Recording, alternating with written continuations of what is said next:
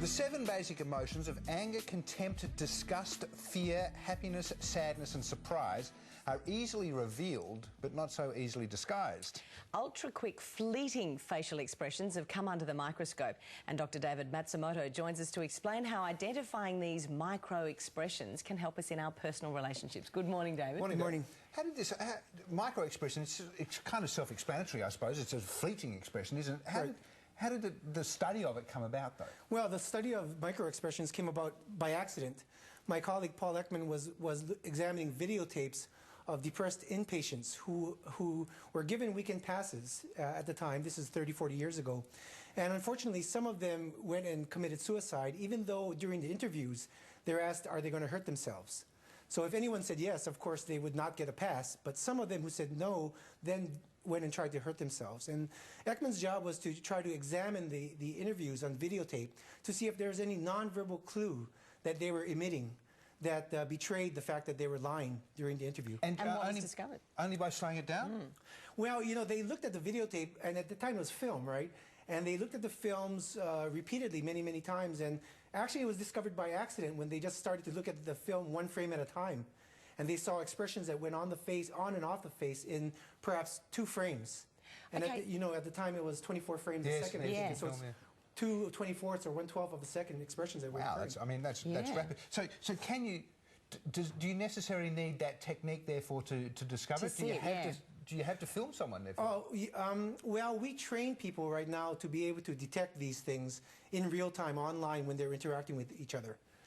So, so a trained expert could look at someone in an interview and see those micro-expressions, yes, absolutely. But we would never see it. Well, you know, some people may be very good at them, but most people cannot see them unless they're trained. Just on that point, sorry to jump in again, I was reading stroke victims and abused children are apparently very good at reading, well, facial expressions. Facial expressions, yes. There's a lot of research that shows that certain groups of individuals are good at reading macrofacial expressions. These are natural expressions that occur on and off the face in half a second to 4 seconds of time. But a micro is something that is occurring 1/15th, 1/30th of a second. If you blink, you won't see it. If you're not aware that you won't see it. If you're not aware that they exist, you won't see it. All right. Well, look, we've got some videotapes so we can actually have a look at it. Now, this first one is Cato, who is the housemate, I think, of O.J. Simpson, and this was him in the witness box. So let's have a look. Mr. Kalin, you got a lot of money for your appearance on Current Affair, didn't you? Yes. Okay. Right, what does that tell you? Yes. Well, you might remember that Cato was on trial. O.J. Simpson was on trial, and Cato was a witness to the crime, supposedly. And according to California law, if you are going to have a financial benefit from your testimony, then your testimony and your credibility is void.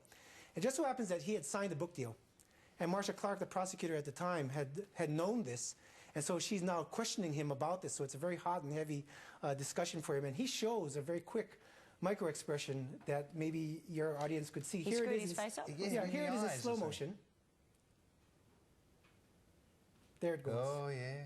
And she asked him, you made a lot of money on your appearance in Current Affairs, didn't you? And he shows this expression.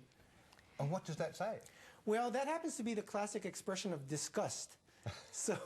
So obviously we know at this time that he's feeling disgust.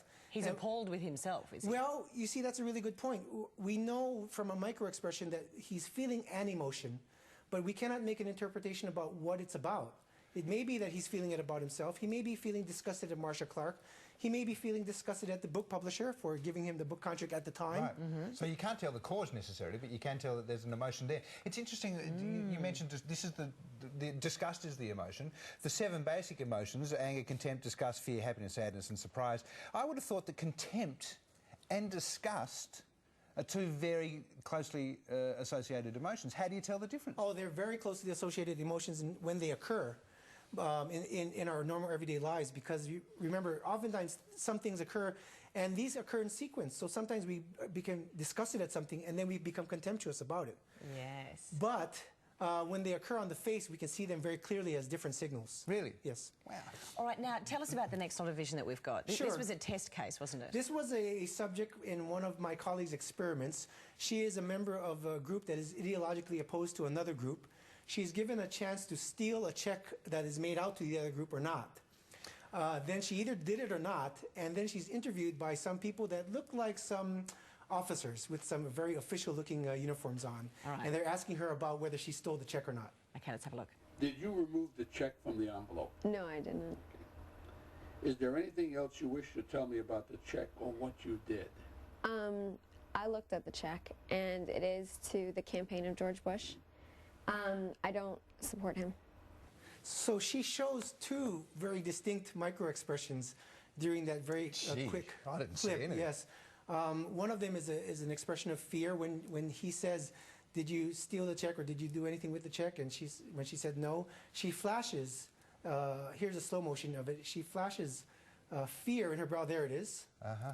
And that's a classic signal of fear in the brow that has been shown to be universally expressed by people all around the world when they express fear. Regardless of culture. Regardless of culture, race, gender, ethnicity, religion, our studies have shown that everyone, when they feel that emotion, they show it like that. Wow. So obviously it has certain benefits, knowing this, Sure. in the legal world and so on. Well, like any kind of information, there's benefits and potential dangers, of course. But is it widely accepted as truth? Well, in the research world in psychology, these are very well-grounded facts. Our techniques are used to help individuals in many professions learn to read the emotions in others, especially microexpressions. We do a lot of work with people in the intelligence and security organizations. I was going to say, that must be absolutely Yes, we do a lot of that. godsend for them. But of course, we do a lot of work with health professionals and physicians who want to read the emotions of their patients better, and people in the legal system as well. Right. Let's have a look at these, because we've got these itemised just on some stool stores here. Sure. These are the 7 emotions. Right. These are examples of the 7 emotions that are universally expressed by everyone around the world. And you can see happy, surprise, contempt. What was the contempt? That's just blank, is it? Well, no. Contempt is actually the only expression that is shown on one side of the face. It's just a quick unilateral movement on one side. Tightening of the lip corners. On So one side. as we're looking at it, his right-hand side, you can sort of see. Yes. It just slightly curled That's right. lip. And there are 3 others. Do we have those as well? And these are expressions of anger, disgust. You might remember that disgust Yes. expression that Cato did. Yeah. And you might remember the fear brow of course, on the brow on the other side. David, if we know that these are the expressions, can we control them? Well, when we are often trying to control our expressions in social interaction anyway. And yes, we can control them to a certain extent, but when we have powerful emotions that we want to try to conceal, we often leak them. And this is called leakage, and that's when microexpressions often occur. So I'm imagining that in intelligence, perhaps these expressions combined with polygraphs might actually back each other up, mightn't they? Well, you know, our research has shown that the behaviors that are emitted when people are deceptive are much more reliable indicators of a person's lying than their physiological responses on the polygraph. So how can these help us in a general situation, in our relationships, for instance? Well, learning to read emotions, you're asking me, is it important to know your partner's emotional states? And I think many people who have committed relationships who want to further them along, whether they're personal or professional, would like to know the emotional states of the person that they're interacting with and use that information constructively. Yes. Really, it comes down to reading, the skill at reading it, and then using the information constructively, because you could use the information in a destructive manner as well. Yeah. So I guess and that's it can why make you paranoid. I mean, every time I look at you, you're looking at me with contempt again. Perhaps. I guess, so in that pursuit, that's why you're here. You're here for the International Conference of Happiness and its Causes, which is the most delightful title for anything. Yes, sure.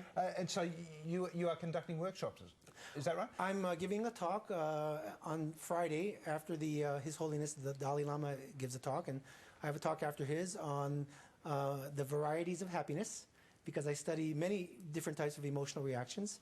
And I'll be talking about how we take little chunks of emotional episodes that occur in our lives and how we can transform that to be happier over the long run. Lovely. I think I need to go. I think that sounds like a great Well, idea. Kim, that's on at the Sydney Convention and Exhibition Centre on the 14th and 15th of June. There we are. David, it's really nice to meet you. Thank you for your time. Thank you Thanks very so much much for coming in. Thank you for having me. And we'll be back with more of us after this.